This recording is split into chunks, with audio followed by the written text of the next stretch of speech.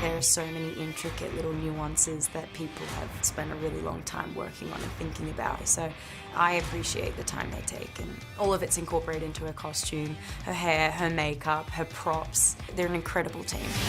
One of the guys that turned out to be a real treasure for me in the journey of putting this movie together is a gentleman by the name of Rod Couts, who's a Toronto tattoo artist. It was simply going to be, hey, help me come up with some tattoo ideas for these characters. But in working with him, in these conversations with him, that the characters sort of grew and evolved. A big part of what I do is listening to people, and I always search for keywords, whether it's a specific area or a time period or a color palette. But he's really keen on giving very specific keywords, but if it needs tweaking, he'll tell you specifically. Or he'll just get his hands dirty and he'll just do it.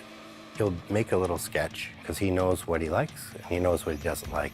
Each tattoo on everybody has its own specific story. You know, there's Enchantress, who has these very specific tribal tattoos and hex signs and ancient magic runes from grimoires and things like that. Everything with its own specific sort of language and history. I mean, the process was kind of interesting. It started off with a little bit of tattoos, and they started growing. It was like everywhere. My entire body was covered with tattoos. And during sort of that process of trying to find the complete look of the character, I was like, yeah, the more I don't look like me, the better it's gonna be. Hey, what's that crap on your face? Does it wash off? I'm so scared people are gonna go get rotten tattooed on their cheek now. Yeah, girl, she got the glove. Oh, no. We all ended up like giving each other tattoos. You want it traced or freehand? Freehand. Freehand. Here goes. Here we go, here we go. You want me to roll up with I'm your nervous. camera, Dave? It was like Harley's tattoo parlor. Like that size? Like that? Sure. All right, that's good enough. Yeah? Yeah. That's good. Yeah. All right, wait. Yeah! What's the wife? So, Wait, we gotta clean it. you don't like that angle. That angle sucks, right? You wanted to cut a little more short. No, it's perfect. Okay. It's just an odd angle choice. That's terrible.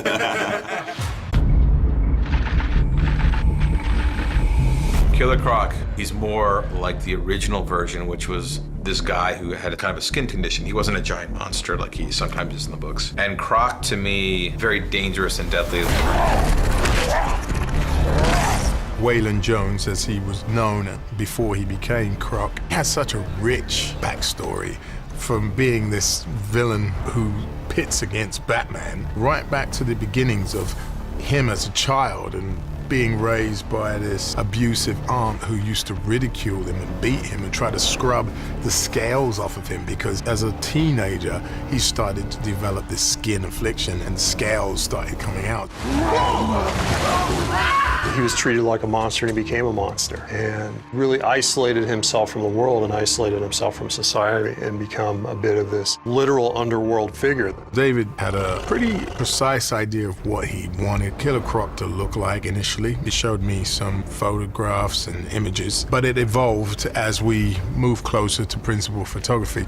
Initially, he was a lot greener, and then David had this great idea. He wanted all the characters very rooted in reality, so that it was more the shades and tones of my own colors, the browns and beiges, and it just made it more organic and more real. You could see the human side, but it turned into this creature. I live underground. Y'all are just tourists.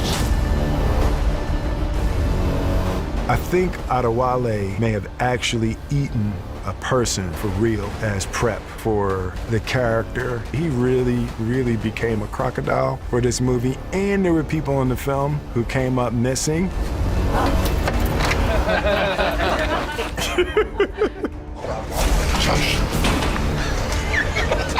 It was a lot of fun. Obviously, Guy, Glenn, and Richard do a tremendous amount of pre-production training and design and maximize what the actors can do to make them look the best when they're doing stunts. It was very important that you were fit. Killer Croc is quite bulky, he was a big guy. So my schedule was pretty rigorous. An hour in the morning was just weightlifting, followed by fight training with the stunt crew. We were really developing techniques for Killer Croc. This is the first time we've seen him